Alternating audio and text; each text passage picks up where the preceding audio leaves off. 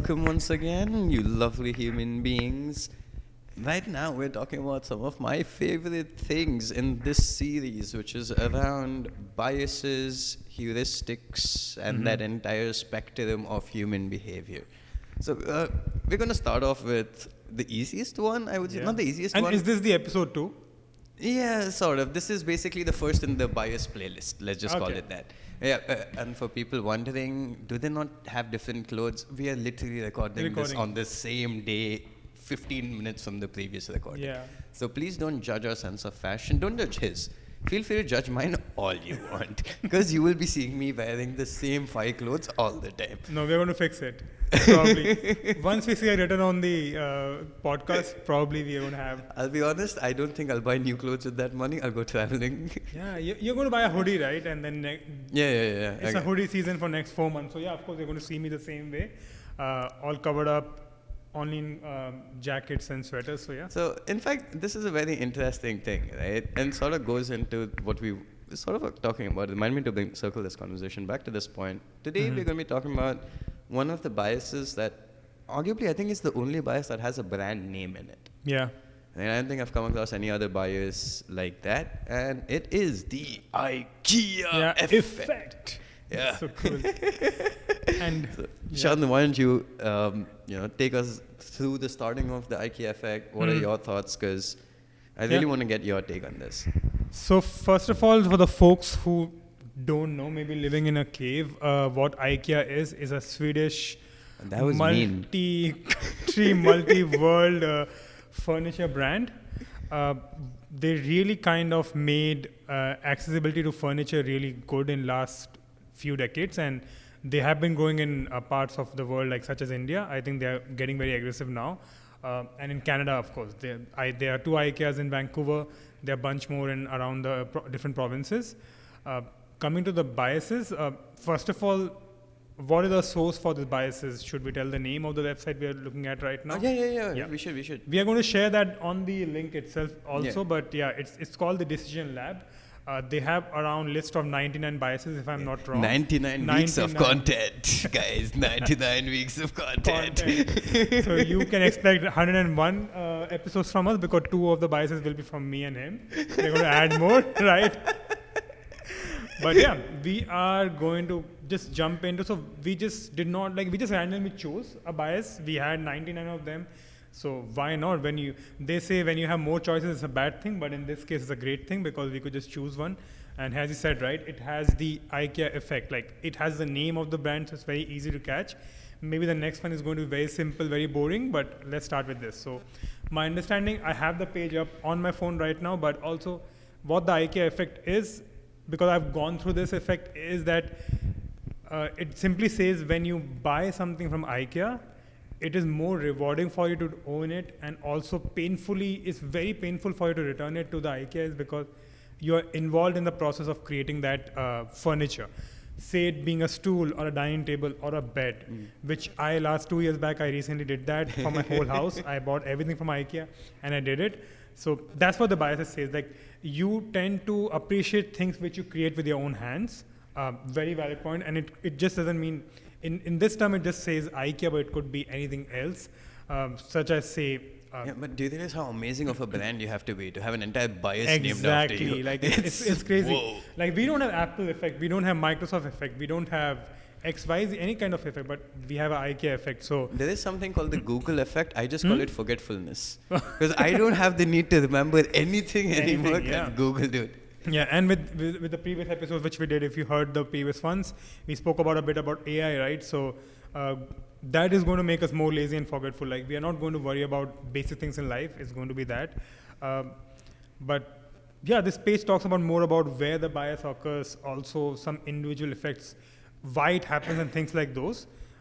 We could go on, but do you want to first? I'll take a pause and maybe. Yeah, for sure.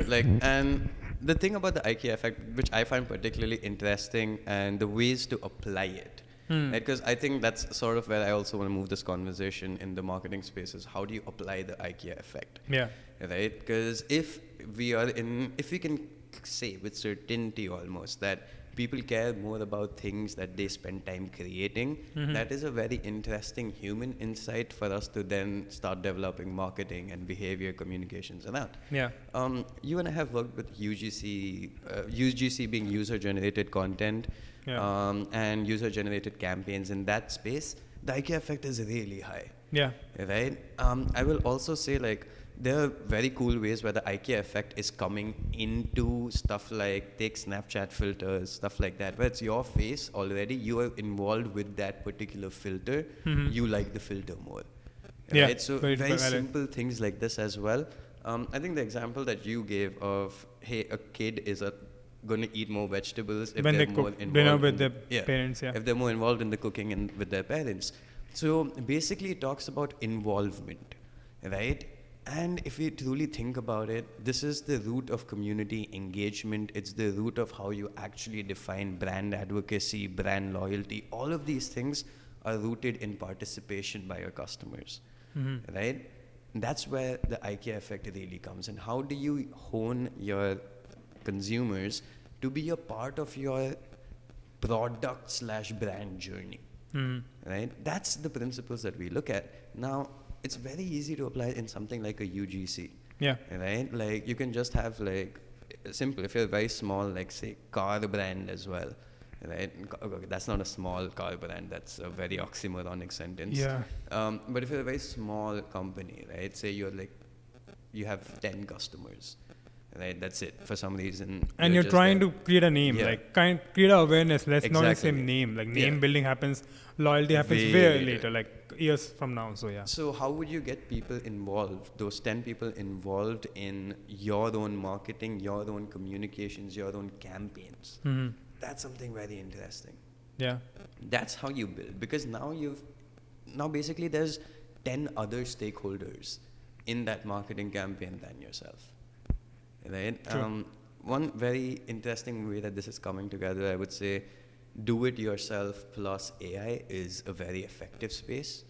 Like the Sun Feast campaign with Shah Rukh Khan, which I think is way beyond the IKEA effect. Like it relies on a lot of other principles as It well. relies on the star power itself, like the celebrity quotient and Yes, things like those. Right? all those things as well. But the fact that I get to be next to them and I get to create that myself, Yeah. super cool. Right? And Super nice. I just feel like the IKEA effect largely has so much potential in terms of us making feel more connected with our brands and campaigns and causes, largely because I used to work in health as well. And in health, you can't really sell drugs. Yeah. Right? You're trying to create cause awareness. And one of the things we realized about cause awareness is how do you really get people to take ownership of the cause? That's the problem you're really solving for. And we applied the principles of IKEA effect largely to bring Nice. that to fruition to some level. So going on about IKEA effect, right? Like there's a lot more things spoken about why, as he spoke about why we don't return things or why you value IKEA furniture more, because to be honest, there is more better furniture out there. Yeah. Could be more expensive of maybe for the same price. IKEA is kind of a bit cheaper, but it's not Okay. that cheap anymore. Let me present an even better comparison. Would you buy a cheaper, imagine first-hand IKEA, second-hand IKEA, because lots of second-hand items are sold, right? Yeah. Especially on Facebook Marketplace and stuff like that over here in Canada. Are you more likely to feel more joy buying a first-hand piece, putting it together, or buying a second-hand piece? No, for me, because I've done the first-hand one, I know it can be very painful or challenging sometimes. I'm okay with picking up a second-hand, provided it looks in a good shape, because IKEA products do tend to fail, depending how they're used, right? Yep. Because it's saving me from putting it together. Yes. So then the second part of this question, are you going to find it easier to let go of the one you built or the one you bought from somebody else? I think for me it's very similar, because I'll give you an example. Recently, we have been thinking like to get rid of a sofa chair kind of thing at home and just replace with a better armchair. And I did not feel a bit of pain but that's 2 years from when we made it, right? But say it was 5 months when we actually built it, we wouldn't have thought about it. Like if you asked me this question then, maybe, of course not, because dude, it took me maybe 1 hour to build that armchair. But I think it also depends how much time it takes. Some of the furniture takes you less than 5 minutes, 10 minutes, right? And IKEA has some incredible policy, at least in Canada, where you can return anything within 1 year. 1 year. On a 365 day, you can show up on their door and say, hey, I don't want this furniture, and they'll take it. So I wonder how many people actually want to return their IKEA, there's unless there's something it's defective. painful because you have to first, I think some of them, you have to first disassemble them, or some of times they take it and you need to have a pickup truck and stuff, right? So it's very expensive in these countries to really move around with those stuff and things. But again, coming back to the IKEA effect itself, like why I would still want to probably keep them, I like them, is because first you care for them more. Because you... but furniture is also a decor, but also is a tool to do things. Like you lie on them, you rest. You put in a space in your house for a good decor, and functionality, whatever functionality it gives you, comfort, helps your friends and family to come and stay with you and have a good time at home. But I think what it also gives you when you do this IKEA, when you build up IKEA, is your self awareness and how well rewarded if you feel like, okay, dude, I know to this. Because before IKEA, building anything in IKEA, I probably did not know to put a nail in a plank or anything. But I was building furniture with my partner here and I don't know how, right? And then I felt, oh dude, okay, I know to do this. So that's another thing about this, which we can of course tie up to the campaigns. I'll come to you, but I just want to kind of go through my train of thoughts. Please. Is like these campaigns you see when the movies are launched, right? Do a dance video. UGC, again, is kind of an IKEA effect because you know that you will never dance better than Hrithik Roshan or any actor out there, because they have paid in crores and whatever money they're paid, they have spent hours to learn it, but you're still involving yourself in that because you feel self-worth that, dude, on this song, if that actor shares it, which most of the time they do, they're doing a very good, because they have a team which does it, and right now I am looking at it and my family, but then there are 10 more people looking at it. And this is my time to shine. It's not going to give me anything else. You're not going to get paid. You're not going to do anything. You're not going to get a new job tomorrow. You're not going to change your industry. It's just the self-worth, and you do it. So I would tie up IKEA effect in that way too. So 100%, right? And so much so that this challenge culture, this entire thing, this IKEA effect of like, oh, more worthy because, I put in so much effort. I think it's also like, the other times I have seen this like before IKEA is video games, dude. Right? If a game is like proper level challenging and you put in that effort, you're like, oh, so satisfying. Best game ever. And you talk about it, right? You go on and tell. You record videos. Now, things today are so much better. You can use an app and share it, but a very good example, right? I think gaming community understands that pretty well. They don't need an IKEA effect because they already have an effect called madness, right? They have a madness effect in a good way. Like, I think being passionate about something, whatever you like, is always the right thing to do. So I think that's where. But that gets me thinking, where else can you put it? Like, let's think about somewhere in this part of the world. Anywhere where you can build co-creation or where you community building in a way? Community building, like when you want to build a community. Anything that's built around communities, it is that, right? Like, in fact, in one of the other episodes, we're going to go over a community model. Right? And one of the first things that's different about community is people think it's about doing something. No, community is about sharing responsibility. Right? That's one of the first things. And if you look at how Discord does it, right? I think Discord is a great place for community building. Right? It's too complex though. It is. No denying that. But look at the principles that they're employing. You have one community head, right? Or one person who's main server, or it's their Twitch channel that's linked to it.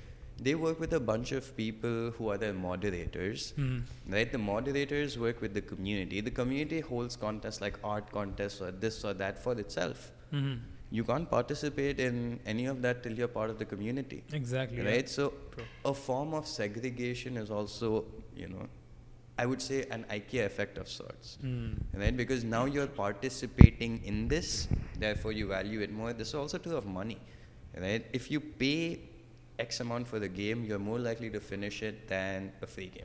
Some of the games, You know about the recent game, which I was not able to finish, but that's very true. Right? Basically, you don't value free as much as you value anything you've put in some effort and something else out in, right? And that's all it is. I'd say definitely in this case, another way to look at it is one of the things we wanted to do with a stationery company was create origami, right? So basically they sell paper. Yeah. We wanted to print that paper with lines and create origami experiences for people. So they spend That's so more cool. time with the product, right? A little costly to do, I will say, because it's hard. So that didn't really, but again, like you said, right, cool idea. And sometimes and this is the painful truth of marketing, you might have a brilliant idea, but it has to meet a lot of other conditions as well, right? And we wanted to get people to spend time with the product. So that was one of the other cases.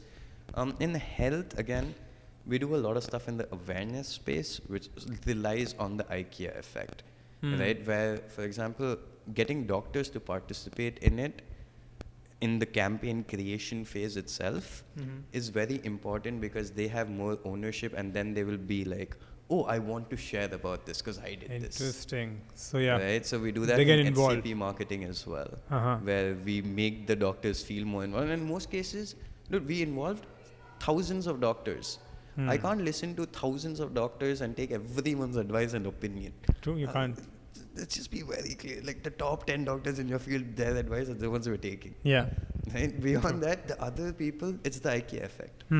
It's just that. Yeah, I'm just reading more. Do you want to go through this? I don't know. I think we covered kind of everything about we've sort it. of covered most things. It talks really another thing I thought is again the value of the time you spend. So if you spend more time on something, you love it more. If it was not, give that example, it would be lesser. In fact, one of the things that I think we will bring up, this is a personal thing, not part of this, is time economics versus attention economics. Right? This is a topic that Even I'm interested to know more about it. Yeah, I would definitely want to talk about, maybe because it's not a bias, not part of this. We'll talk about somewhere else. But that's pretty much all there is for this bias conversation, folks. It's 15 minutes-ish roughly, which I think is a great Exactly, because time I period. think we learned something new. I think hopefully you guys learned more about it. And if you have ever seen examples of the Ikea effect, please, or if you have spoken to marketeers or somebody who's applied this, or if you are the one who's working on it right now, why please not? let us know, because please. we'd love to be able to hear those examples and be able to learn from you. And folks we as are going to well. make sure that we share that with our audiences also, right? Yeah. So because again, It's from important. the episode if you heard, it's all about knowledge sharing. We are going to share how much ever we can. There is no ceiling height, any kind of limit to that. So yeah. And trust me, folks, we don't have anything to sell to you, at least for the first few months. So don't worry about that. So I think the last point, just before, because I just glanced through it, and I think again we are not having an agenda, we don't have a structure. Is the last thing I did do it yourself as the do it yourself meals. I think that's where, because we see a lot of pamphlets in Canada here. There's a company called HelloFresh. They give you first 3 meals for discount. And I think they try to get you stick on it because you do it yourself. You make the meal. It's rewarding because you wouldn't be able, probably wouldn't be able to make a pasta. It's an easy thing to make, but again, a flavorful pasta versus just a pasta is different. It depends on which part of the process you're starting on. Yeah. 'Cause most people have pre-made pasta and then they say, I made pasta. No. See, in the Scratch. culinary life, we start at first make pasta. Yeah. So I think this meal make at home thing, I think it's a very big market. I wouldn't say it's a big market all over the world because it's a very niche market in a way. Nah, I would not. One of my clients, she passed away now. She had a business in this particular space where she wanted to start a similar thing in India. Where it was recipes and stuff, and you can choose how many portions. And then she was going through a lot in her life, and at some point in time, her company shut down, stuff happened in her family, and it was really bad where she passed away at some point. But yeah, again, in India, I've seen that was nowadays. very dark. Sorry. Yeah, I'm just thinking how to respond to it, but yeah, bless the soul. Stories. But yeah, I think. In India, a lot of folks this pizza chains are doing when they make this buffalo mozzarella, they are trying to sell it so that you can make at least a decent enough cheese you can have, because the beauty of the pizza is probably the crust, the most important one maybe, but if you don't have a bad cheese, there's no point to put how many other toppings, it's not going to work. So that way, I think a lot of folks are taking that and trying, but that's a very smaller level. Now, in Canada, what they're trying to do is they're making meal boxes for you. Yeah. and they're giving you incredible ingredients. Like you don't have to really think what to choose. I had one of these subscriptions. Oh, you did? Yeah, Okay, because as soon as I came here, there was a great college discount. Oh, They you were tried like it first already. 3 weeks, $5. I'm like, that's whoa, something okay, I didn't know. amazing. So was it good for you? How was the taste? I quite like it. Yeah, And because you didn't have to shop to the grocery store Yeah. first of all, right? And you're saving time. But that's also what I didn't like about it. But that comes from the fact that chef background, right? Culinary background. And I find it way easier at some level to meal plan for diverse kind of foods. That's true. Because the thing is, that told me exactly what every ingredient is. Right? And this is how you do it. But think of it this way. For other people, with I friends fully you're get it. making, I make with my wife, like we would enjoy doing that, Yes. right? Like So that process would be amazing. Yep. Like, so Exactly. again, do it yourself. Again, Ikea Effect. The whole marketing campaign is about forget the food, forget about the grocery list, forget anything and just cook food and enjoy with your loved I ones. think So that's bad marketing, right? Because they're just trying to sell product. Their marketing should be around the IKEA effect. Have fun while cooking. Yeah, so Right? maybe I put it the wrong way. Yeah, like yeah. it would just be about, like, of course, making it yourself. But maybe I've not seen it, so yeah, maybe you can go to those guys and sell some marketing services in the future. So if they're not done it, so we can talk about it. But yeah, I think that's a good example too. Food for sure, man. Anything that allows for participation, almost, right? And participation in the larger sense of product use, not just use my product, have fun, have a great time. Yeah. Like, how would you participate with a shampoo company is an interesting question, right? How would you bring in the IKEA effect? Again, very interesting ways to think about these problems. Anything you can think of as a product, try to look at it through a bias lens. And it makes it interesting just because it opens up new avenues for thought, right? More than anything else. And if you know IKEA effect is rooted in community and is rooted in creating participation, I think as marketeers, we should all try to figure out new ways to like get more participation for our brands. So that's that. And that's it. I think we are kind of done. Yeah, we're done with this episode, this particular video. Yeah, and then we are going to do more biases. We will try to do a lot more, how many we can. As we said, 99 content creation ideas, and we're going to add 2 more from our side. But hopefully we'll look forward for the next bias in the playlist, the bias episode, and then we can talk more about it. Yes, for sure. Bye-bye. Awesome. Bye. See Thanks, you, Ajit. folks. Thank you so much. Thanks, man. Bye-bye.